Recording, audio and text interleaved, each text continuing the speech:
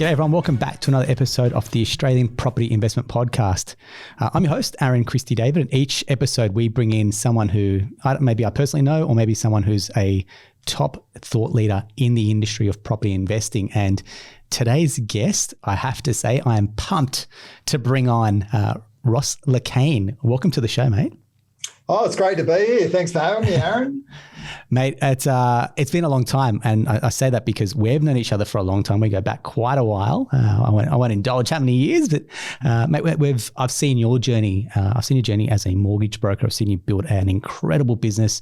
So for those who aren't aware of Ross LeCain ran Aussie Parramatta, which was the most successful Aussie business in the country. I'm going to say for about 5 years running, and then on top of that, took out numerous industry accolades, which is no easy feat. We're talking at the Australian Broking Awards, we're talking Brokerage of the Year, back-to-back winners. And then off the back of that, Ross took his business to $1 billion. So if you can understand that in lending terms, $1 billion in lending, which very few brokers, we're talking a handful of brokers, go on to achieve. So the respect that I have for Ross is second to none. Ross gives up his time to help a number of brokers. And off the back of that ethos, helping and guiding, Ross has now gone to start $1 Billion Broker, which is a coaching and mentoring program for a lot of mortgage brokers who maybe want to get to the $1 billion loan book, or maybe who want to scale and grow their business, which kind of has a lot of similarities when we're talking about scaling and growing your property portfolio as well, Ross. Exactly right. I quite often use the analogy of growing a loan book to growing a property portfolio. Yep. You've got your three stages. You've got your accumulation, where you're accumulating properties. Yep. You've got your consolidation, where you're paying them down or getting to a point where they're funding themselves. And then you've got the retirement income from the properties, right? And growing a mortgage broking loan book is very similar, right? You may earn less profits and grow your book because you're investing back in to get the accumulation. You may consolidate, by consolidating your staff or your team. And then the beauty about mortgage broking is it gives you that loan book, which gives you options in retirement, right? So there's very much parallels around investing and obviously running a mortgage broking business. Spot on. And one of the parallels then goes to almost the Pareto principle, right? 80-20. So you talk about 20% of investors will then go on to be top tier, maybe investors, for example. Same with the broking industry, probably the top 20% are making 80% of income, right? And you've probably seen that firsthand. It's a tough industry, a bit like investing in property, where it's a lot start out and then some stumble along the way and maybe make a decision that sets them backwards, for example, maybe a bit like a hiring or a growth decision that sets you back. And that's kind of one of the topics I want to have a chat to you about, which is, as you grew your business, your ideal client was a property investor, and you breathed it as well. So I do want to kind of just start this episode by saying, this is a general discussion, and it's not intended to give advice. So if you are seeking advice, please speak to one of your special professionals in your team as well. But Ross, before we do kick off, it's what I call the 3 Ps. So a bit about yourself personally, a bit about yourself professionally, and a bit about yourself on your property journey as well. Okay, beautiful. We'll start personally. I've just got back from Jindabyne, where I just competed in the Snowy Classic. So it was a 170K road cycling race where I did with a bunch of guys, where we've been training for a number of months now. So it was a real achievement for me. I felt proud to obviously, to finish it. I went through the Hurt Locker, I'm not going to say, up that climb up Perisher. I wanted to stop. I saw the sign that said 5Ks and I had 20Ks to go, and I was in a lot of pain, but kind of like business and property investing, you just got to keep pedaling, right? So that's a bit about personally. So next was professionally, yeah. So your transition now, your career, which is, I think it's a testament to what you've built and being able to then have your next iteration. Professionally, the reason that I started the $1 Billion Broker was about giving back. When I was as a mortgage broker, as I was growing my business, I had to look overseas for mentors, people that had been there and done that, to help me sort of get to the next levels and to get new ideas within my business. So in terms of growing a successful business, earning the income, growing a successful property portfolio, you realize there's more to success than money, right? Yeah. Yes, it's great and gives you the sort of certain level of freedom, but it's not going to necessarily make you happy. What I found, would give me that joy and happiness is to give back to others and really serve, and hence the $1 billion broker business was born. Wonderful. I mean, that truly comes from a place of abundance, right? And it's not a throwaway word. It's definitely a word that I feel like rings true to yourself and other industry stalwarts as well, which is I've fed myself and I've grown my business, and now the role now is to pass the baton on and see the next generation grow, succeed, develop. And that we see that consistently with a lot of buyers agents as well, who've built their own portfolio. They're not necessarily now looking to add more to it. They're going, well, now my job is to lift up others and give them the confidence and pass that baton on as well.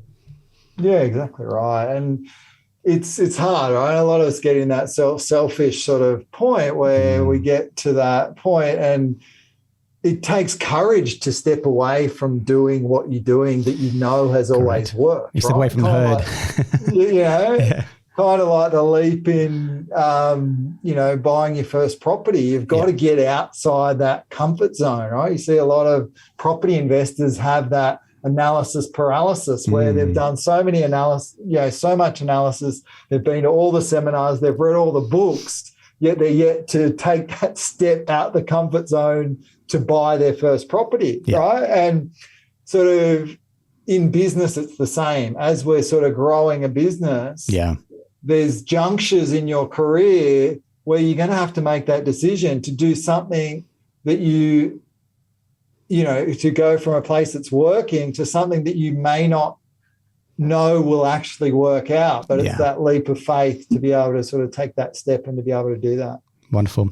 When you talked about clients getting stuck in analysis paralysis, and I mentioned earlier that you had that sweet spot because you worked predominantly with property investors, take me through, I mean, it's obviously too close for me. It's too close to home for me to talk about broking because this is what I do on a daily basis. But now that you've been able to step out and you look at your client interactions and the ones that you can see it, the ones that you helped to take action, the ones that you saw kind of DIY'd and maybe stumbled, maybe some got lucky, and some others that just said, hey, look, I'm going to leave this to a professional, and now look where they've ended up. Take me through, if you kind of can cast your mind back to your broking days and go, how did that broker relationship client work kind of when you look backwards?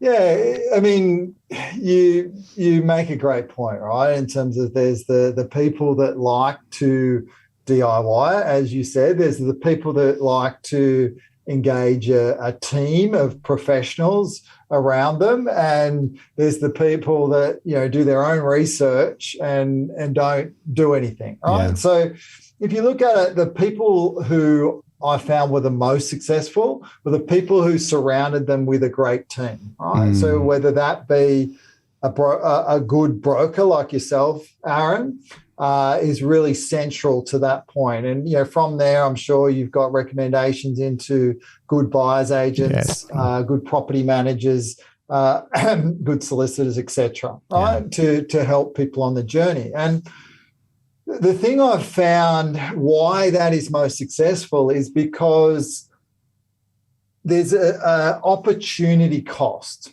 right? There's an opportunity cost in terms of how quickly people can act and get in the market.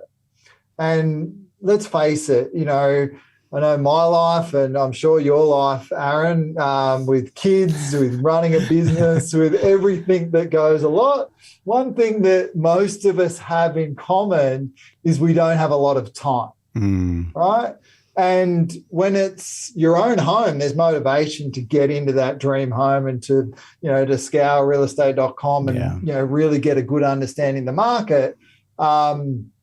So you can find that. There's not that same motivation when it comes to investing in property, right? Yes, it's great and it'll provide wealth down the track, but there's not that same emotional drive to do it. Correct. So the people that surround themselves with a team, and I was in the industry myself, and I had access to all the same tools that you've got, RP data, realestate.com. I understood mortgages, but we got every property report there was. Yeah, exactly. But I still chose to use a team because the one thing that I didn't have was time. And if you look at the growth that we've had in the market is a perfect example. Some areas have had 20% plus growth, some a lot more than that, right? But if you look at that opportunity cost for that investor, had they got in 12 months ago, that $1 million property is now worth an extra 200,000. Where the time that it takes for someone to research, understand, try to keep up with the market, they've just cost themselves $200,000 worth of growth. Because they haven't engaged a team of professionals. They've tried to do it themselves to save some money. Where they've ended up sort of costing them money. So in terms of, when you look at that option, I think the people that engaged professionals got the right advice, just like you would if you were buying, $500,000, paying $500,000 for a business, you'd get advice, right? You get mentoring, you get training. I think too many of us, because it's property, because we've lived in a property most of our lives, we understand what they do and how they work. We think we're in the best position to, treat our property investing like a business. And I think that's where the DIYers fall short from people who are taking it seriously and are prepared to pay for professional advice. That last point, we said people are willing to pay for advice. It's what I call skin in the game. So when you pay for something, it's a bit like there's got to be a stat, and I'll dig it up, where people have those free online courses and what's the completion rate versus people that pay for an online course, for example, probably have a much higher completion rate. The same would ring true for people that pay, say, a buyer's agent, 10, 15 grand. Now there's a pay to play mentality, and I want to get a return on that investment versus the DIY. It's like you maybe don't value your time in the same vein as paying someone as well. Oh, exactly right. If I look at my own portfolio, I think most of them I've used the buyer's agent. I think those properties have performed better than the one that I purchased myself. But as I say, that cost over time is negligible. Perfect. You just touched on something I wanted to ask you about, which is your own portfolio. And I don't often ask people, guests, you're obviously a guest in our house. I don't ask you to divulge personal sensitive data, but just take us on your journey and say, look, whatever you're comfortable to share about your own journey, your own acquisitions and what you bought and why potentially. I think that'd be super helpful because I know you lived and breathed this yourself as well, right? Yeah, beautiful. So in terms of, if we look at in terms of when I started investing, and I started investing back in 2011. So just a bit over 10 years ago, and I bought my first property. It was a property in Cranebrook. I remember being at the property investment seminar with a buyer's agent at the time, and they flashed this property up on screen. I'm like, oh, that looks all right. So it was a property. It was 262,000. I think it was renting out for about, I don't know, maybe 320 or something for that at the time. So it was fairly neutral from a cash flow perspective. It was brick and tile. You could barely build something for that sort of price. Right. So I thought it was a no-brainer, right? A no-brainer to sort of pick that one up. And I look at the value of that property today. It's probably, just over 10 years. It's probably valued about, I've got it on my portfolio, about 805,000. Fantastic. Right? So, and again, would it be a property that I would have lived in? No, I actually visited there, and the neighbours scared me a little bit, right? So it's not something I would have lived in myself, but it was a great sort of first purchase. And at that point in time, the Sydney market was, sort of ready to go, right? It was ready to go. I think we had our boom in sort of 2003, 2004, and this was sort of at the I felt it was at the start of the next sort of phase for Sydney. So let's talk about phase. Take me through this, just because I'm curious, because you've got kind of a declining market. We see it on the property clock, for example, which is great. You've got kind of peak of the market, then it starts to drop a little bit. And no one really truly knows when the bottom is, because we've already kind of bounced up a little bit. So it's almost like, how do you catch it maybe on the way up, or how do you catch it on that way down? So take me through that. Where do you and again, you want to catch it on the way up, right? Yeah, okay. Why do you want to catch it on the way up? Great. I mean, the equity is now going to start to lift. Exactly. It's going to start to lift, and I'm going to be able to recycle my equity, get that out, and get it into the next property, which is how most of the property investors that I worked with as a broker do it, right? Yeah. And again, the reason I don't like brand new properties and off the plan, because much like a brand new vehicle, those properties quite often go down in value before they go up. Yeah, that's right? Fair fair point. You're not going to get your equity out of those properties as quickly. And I've had some clients that have built portfolios of up to 80 properties, right? And it's no different. They just work by leapfrogging off the next property to get the deposit and the equity to buy the second property. And then go to 2 to 4, they do the same thing. To go from 4 to 8, they do the same thing, right? So you're piggybacking off the property. So if that property is on the downswing, or it's going to have, you're buying it at the bottom of the market and you don't know when that market's going to rise, you may be waiting a while. And again, that opportunity cost comes into it before you can get into the market down the track. Yeah, nice. That's what I call that, the frustrated investor. They've got the means and they've got the ability, but the property hasn't had the growth. So they're just kind of stuck trying to revalue it, trying to get some equity out. And it's like, what are we squeezing? Blood from a stone, perhaps? Yeah, exactly. Yeah. You're looking at markets like WA at the moment, where it's been flat for basically the last 10 years, and now they're just starting to see some strong growth. Right, those people haven't had the ability. So even though people have been talking about the potential of Perth for the last couple of years, if you invested there 3 or 4 years ago when people started talking about it, it's only now that you would have a chance to access your equity back. Now, and it's a bit like what Brisbane was maybe 3 years ago. There was a lot of buyers agents buying in Brisbane. It hadn't taken off yet. But you look now, and it's like Brisbane is becoming the darling of Australian property market. It's just doing some incredible numbers, kind of where Sydney and Melbourne have handed across to Brizzy. Yeah. So then my next property was about a year later, and this was, I reckon, the best buy that I ever bought. Was a 5-bedroom property in a suburb of Campbelltown called Roos. Again, the buyer's agent found it. It was just one of those no-brainers. Right? I did a $40,000 renovation on it. I remember, this was one where we actually did some work ourselves, and we ripped up the carpet and got the dust mite bites to prove it, and did a cheap renovation, but got people in and rented it out for about $460 a week at the time. Again, that sort of paid for itself.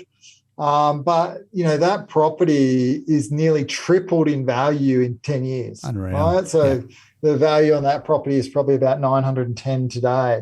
So, amazing sort of thing. And if you think about it, there's no way people can save that sort of money, right? If you look at that, how can you save $600,000 in 10 years' time? And I read a stat that most people on this current property upswing have made more than top tier surgeons and CEOs on the uplift in their properties, right? Like, you cannot physically earn that much in the last couple of years in the bull run that we've had. And even if you earn that much, you can't save that much, right? Correct. Property as a vehicle for wealth, if you're in it for the long term, there's nothing like it, right? From a leverage perspective, and when you look at the returns compounding over time, nothing sort of beats it. So then I bought a couple more properties in Sydney, because I could just see the market had that momentum, right? And I've been a mortgage broker for a long time. I've been a mortgage broker for since the last sort of boom, which was sort of February 2003. I started as a mortgage broker. And so I knew that the markets had that sort of momentum in them, right? So the next purchase, even though I wasn't getting them under market value, even at market value, I knew to get in then and there, I was going to get some good growth out of those properties, which I did. And so once I saw that market coming to an end, that's when I decide, I'm going to look at the next sort of place to invest. And then, I bought a couple of properties in Brisbane. I bought one in Melbourne, and then a couple more in Queensland, and then another one in Victoria. And then, sort of balance that out with one in South Australia in Glenelg. And just recently I've got back into the market, and now I'm in WA as well. So because I saw the market was flat in WA and I wanted to balance my portfolio, I thought, let's get a couple. So there's two side by side in WA, and I'm looking to sort of pick up the third one in a row next. And you talk about the strategy behind that. That's got good cash flow now, so I can hold it. But what I'm looking for now in my portfolio is slightly different to what I was doing in the sort of the accumulation phase. I want properties with an X factor. I want properties with an X factor that, down the track, I can potentially do something with these properties. Yeah. So really that's the stage in my portfolio that I'm looking at now. I'll probably get better quality assets in the portfolio and look to, again, get a little bit more focused on capital growth rather than the cash flow. And in the early days, I was very much focused on cash flow because my view was if I can hold X number of properties for the same outlay that I saw some of my clients and some of property investors buy one property for, then I was crazy not to hold a bigger range, right? For the same out of cash, out of pocket investment, I would rather have further leverage. And back in those days when I was investing, lending was a lot easier than what it is today. That's for sure. And I feel like that's become that turning point for quality versus quantity. I feel like all the changes that happen, all the interest only sweeping changes that came through the way the banks look at investors now, it has favored buying quality, whereas previously a lot of people were able to buy and accumulate quantity of properties, right? Like, you look at the way serviceability works now, you don't have to be a genius to figure out you will hit a wall at some point with your borrowing capacity, isn't it? Yeah, definitely right. Definitely right. Once you sort of get to a certain level, yes, there are ways. There are ways that you can sort of definitely look at, especially for self-employed people. I know through business banking avenues and so forth has allowed me to sort of look outside the square a little bit and look at the performance of the business, which has allowed me to continue to invest and grow the portfolio. I really feel like that's one niche, like the self-employed investor. I really feel that's like one underrated niche going. You don't want us to keep, we're very similar. It's like we don't want to keep trading our time for money, right? That's our business model. It's like, well, then you have to have kind of streams of revenue going, okay, I can have a cash flow through my property. I can have cash flow through my business, but I'm not kind of locked into one asset class as well. Yeah, definitely. And I think that gives you peace of mind, right? Had I not had the property portfolio, would I have walked away from the mortgage broking loan book, right? I think it gave me options, right? It gave me choice, knowing that I had another revenue stream, another, asset base, another security, right? So I think that's the great thing about property is, it's fairly passive. When I say passive, it's not set and forget because, you have to review the rates, you have to review the rents, but it's set and don't worry, right? You know what I mean? We've all lived in a property. It's not like it can go to zero. We all know what it's about, right? Which makes it a great asset for most Australians to invest in. Beautiful. Thinking about, again, I'll just dwell on your client interactions. You're talking to a property investor and like, Ross, the rate looks super high. And you're like, mate, the upside is in getting the property, not the loan, for example. So I say that, in jest. And I have to you have to have those hard conversations. I think you've missed the point here. With all due respect, Mr. or Mrs. Client. How did you handle those conversations? I'm very curious because it's a great point, and it's one that I see a lot of the brokers that I'm working with now also struggle with. Right, I think part of the reason they struggle is because many brokers today are transactional. Give me X, Y, and Z, and I'll get you the home or the investment that you want. All right. Rather than looking at it as, okay, Aaron, what's your overall goal? What's your why? What's that end position that you want to get to? And if you define the end position, and it might be, a net asset position, or it might be an income goal, right? So I think if you can make that tangible first, and so you make the intangible, well, I want to be financially free, I want to retire with wealth through property, make the intangible tangible. Right. And then once you've got a tangible goal, then it doesn't become about rate or product. It becomes about, how can I work with this person to achieve their goal? All right. So once brokers tap into the bigger why behind what the clients are looking to do, then that's going to take rate out of the question. And then we used to educate clients. And one of the things that I teach my brokers in my programs is around how they can challenge and educate their clients to understand how property works, right? Okay. And as soon as they understand how property works, and somebody like yourself, Aaron, who specializes in property investors, you know how to get that client that additional property. And as you say, the rate may be, let's call it 1% higher. It's not going to be, but for our purposes, let's say it's 1% higher. Yep.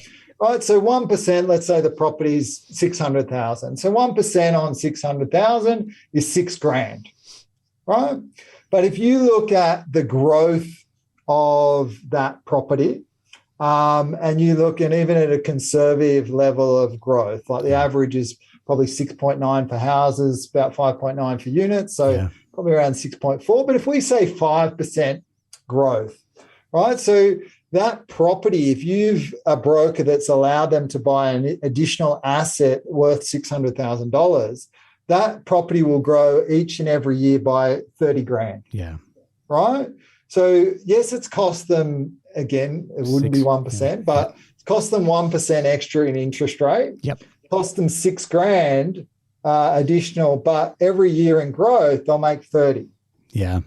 Right? So again, it's understanding these basics and putting it down in numbers and saying, okay, I get it now, right? If it's going to allow me to reach my goal of, it's going to take me that step closer to the $2 million asset position or $100,000 in passive income, then I understand. I'm on board with that. And then that takes that rate question out of the conversation out of the question. Yeah, it's a journey that investors need to go on. The broker conversation. We can probably get what's the word, a little bit flippant because we just see numbers and the outcome, whereas the clients probably, and the banks have done a great job, get the lowest rate, and they've conditioned clients to chase the lowest rate. But we're saying if you think it's about rate, you have missed the point when it comes to property investing. Exactly right. Beautiful. Exactly right. It's about the end goal, and it's about, I quite often ask in my programs, when talking about this, when talking about relationship sales and talking about brokers doing annual reviews with their clients. So I ask a question and 99.9% of people put their hand up and say yes. I say, who would like a passive income? Who would like choices in retirement and security and peace of mind? Who would like that? Sign me up. Every single one put up their hand, right? Every single person put up their hand. And, I asked them, well, who in your client base do you think would want those things? And everyone wants those things, but it's around how do you ask the right questions to get the right response? And then how do you educate clients to understand that so they can make the right decisions that are right for them? Yeah. Beautiful. One of the last questions I had for you, mate, was when you look back at your portfolio, right? And I often say, looking back, you can connect the dots because it all makes sense now in hindsight. But you kind of mentioned that you're on the journey of buying, acquiring, and you went through that quite, I would call it aggressive phase where you go through acquisitions. Any, I wouldn't say the word mistakes, but any lessons that came out of that where you go, hey, look, tip for new players, for example, avoid this, or here's what you could do as well? If I look at it, I mean, if I look at my portfolio, yes, it's like anything, right? If you've got enough of properties, there's going to be things that go wrong. There's going to be enough sort of mistakes, right? So if I look at it, probably I would have probably bought more houses rather than units. I mean, the units performed okay, but the houses have probably outperformed the units, I would say, for sure. And I feel like that's something that comes sometimes down to affordability, because units were typically cheaper. So all of our clients got into the market because they could afford to buy units. So it was the right thing. They got into the market, but houses did outperform, didn't they? Yeah, definitely, especially with what's happened with COVID and stuff like that. The sort of the land. So probably the houses, I would say, have performed more. I've probably had a few issues where I haven't managed the properties as tightly as what I could in terms of taking more time with doing renovations than what I should have, right? I should have potentially been more on it and more timely in terms of doing some renovations. What else? Which is a good point. I tell a lot of our investors, like, be a good landlord. Like, don't put up your rents like silly. I mean, we see it sometimes. They're like, oh, we just jack it up. I'm like, yeah, it's great, but you might piss off your tenant, and now you got to like have an empty period as well. So there's an element of, once you're kind of building your portfolio, it's pay it forward and be a good landlord as well. If someone needs something, be there to fix it up. We're going through floods, we're going through issues, for example. People just don't want to live in some type of conditions, and you can understand that it's sometimes the landlord's responsibility as well. And I feel like that's sometimes it's unspoken rule when it comes to investing in property. Yeah. And I guess looking back, some of the properties that I may not purchase again is just the quality of asset, right? So I went in chasing sort of yield and cash flow, and, the quality of the asset, whilst it's still grown and gone up in value, the quality of the asset has meant there's been more works, more renovations, things that I've had to do with that particular property and caused, more maintenance than had I bought a slightly higher quality product at the time. Oh, thanks, mate. Yeah. But I really appreciate your openness. It takes a lot of bravery to come out and talk about your journey. I mean, it's quite an intimate detail, right? Like talking about your own property portfolio, talking about your financial position. So a genuine thank you for sharing and being so open as well, man. I know as a broking industry, we truly value what you give, but I feel like this is, again, another iteration of what your ethos is to give back and to help investors grow, scale, and build a successful portfolio, whatever they define that success to be. Exactly right. And I think that's the key, whatever they define that success to be. And it's different for everyone, and everyone has different sort of aspirations and sort of comfort levels. So what does success mean for the property investor? What does success mean for the brokers? And really defining that is key to people achieving their own goals, that's for sure. Beautiful, mate. I often say sometimes I feel selfish because I have these conversations and I walk away feeling uplifted, and I walk away going, I've got a lot out of that. And personally, I just want to say thank you very much, Ross. I know I've got a lot out of that. I know when we share it with our clients and a lot of our inquiries that come through, they're going to find it just as valuable, mate. So I want to start by saying, and finish by saying thank you. And I feel like we're going to get you back on at some point again to revisit your portfolio at some point and see how you're tracking as well. Oh, definitely. As I say, I feel that this is the next iteration for me. I've sort of I had phase one of the property. This is really phase two for me. And I'm really going to look to acquire a couple of properties a year moving forward and adding to what I've done. And, when you see the power of property over time, it makes you really feel that, okay, this is an actual business now, right? This is a business. I'm going to treat it like a business. So, and I think for many of the clients, they should go in with that mentality as well, that, hey, this is a secondary business and it needs that attention because, again, you've got the personal wealth has got to be something different from their own cash flow. Yeah. Yeah, wonderful. Mate, words of wisdom. Thank you very much, Ross Lacane. If you want to get in touch, if maybe you're a mortgage broker and you do want to get in touch with Ross, we'll include his details as well. And Ross has been super kind to share all his details. So, mate, thank you very much. That is a wrap in another episode of the Australian Property Investment Podcast. I've been your host, Aaron-Christie David. Until next time, take care.